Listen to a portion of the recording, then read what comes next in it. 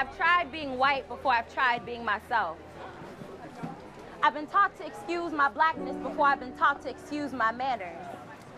To be mindful that my skin may cause people to be uncomfortable, so I should adjust accordingly. I almost didn't write this poem to accommodate your feelings.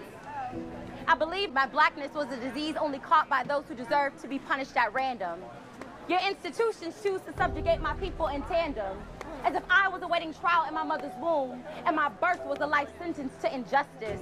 You say that institutional oppression doesn't exist, like it's a Santa Claus of some sort. But even your Saint Nick can break into homes at night with your children, and you still leave him cookies while he does the job. Meanwhile, we get shot for buying Skittles and drinking iced tea, or raising our hands up when we've surrendered our dignity to your oppression centuries ago. We stood in solidarity long before you stood for our rights. Jim Crow never flew away, just nested in your laws. Diversity Week in my school is not good enough to meet your quota of inclusion. You only give me a month where you have to tolerate my blackness and the human race. Your privilege gives you a head start, yet you treat affirmative action like a consolation prize that we didn't deserve, Mr. President of Mizzou. Tim Wolf.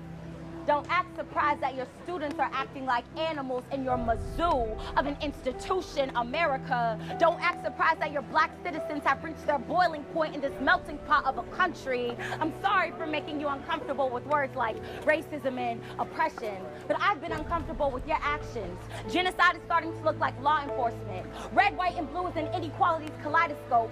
Black people just can't be dope without adding dealer to the end of it. At a predominantly white institution, I have to worry about passing exams and passing as a good Negro. It's 2016, and I've only wanted to sit at your table that my ancestors cleaned for you. I never wanted to write another black poem, another race or oppression poem, another angry poem. You must be exhausted hearing them, right?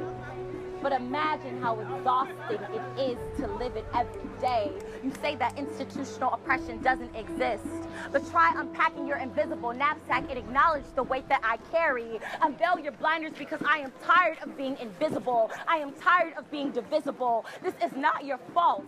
But if you keep ignoring our realities that you claim to be a fairy tale, then I'm afraid that both of our stories will never see a happy ending.